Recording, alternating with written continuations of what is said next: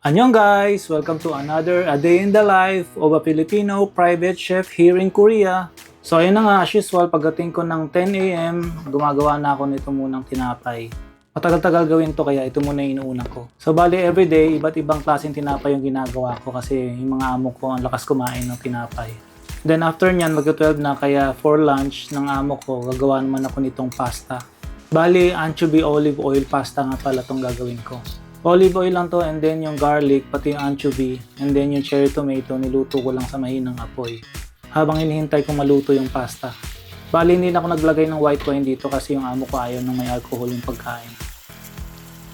And then, piplating ko na yan, tapos paparisan ko lang yan ng baguette na may garlic butter. Kahit yung baguette bread guys, ginagawa ko lang din yun kasi bawal yung bumibili-bili dito. At dahil lunch na rin, ikakain na rin ako. At ito lang yung aking lunch for today, ramyun. Ramyun lang muna ako kasi super busy ko, marami akong gagawin. Marami kasi akong events sa labas ngayon gaya ng mga festival dito sa Seoul. At itong mga ginagawa ko, ito yung mga kadalasang nakadisplay doon. Tapos minsan binibenta, tapos palaging pinamimigay lang sa mga tao. So kapag gumagawa ko nito, daan-daan at libo-libo kasi iba't ibang klase yung ginagawa kong ganito. Makikita nyo rin to sa mga susunod na vlogs ko kung paano ko ginagawa yung iba. Although napakahirap gawin ito kasi kumakain talaga to ng maraming oras, pero enjoy din kasi para ka lang din naglalaro ng Play-Doh, di ba? So today, inuna ko muna yung mga decorations and then ito gumawa ko ng mga 100 pieces muna. So everyday, lagi ako naghahanda ng mga ganito. Bali, almond cookie nga pala to. Tapos yung nilulubog ko dyan, sugar powder. Bali, ayan yung magiging pinaka-coating niya. Tapos, ilalagay ko na itong mga flour ko na ginawa kanina. Masarap kainin to kapag nagkakape ka at kapag nagtsatsaa.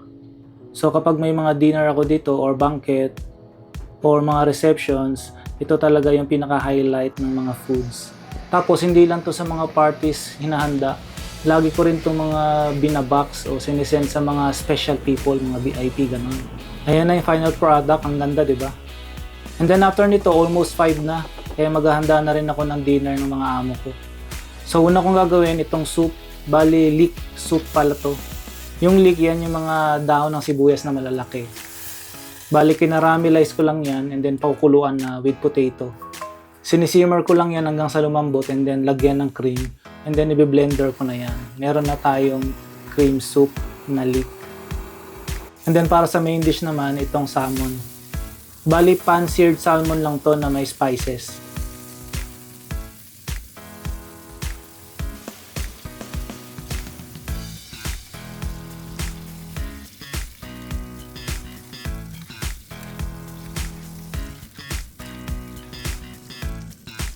Tapos paparisan ko lang yan itong purple cabbage na may touch ng balsamic vinegar. And then may hinanda na rin ako ditong carrot and pumpkin ginger puree. Bali ganito lang ang pag-plating ko niyan. So bali ganito lang yung typical na araw ko guys, and sa mga next video papakita ko naman sa inyo yung mga events ko sa labas.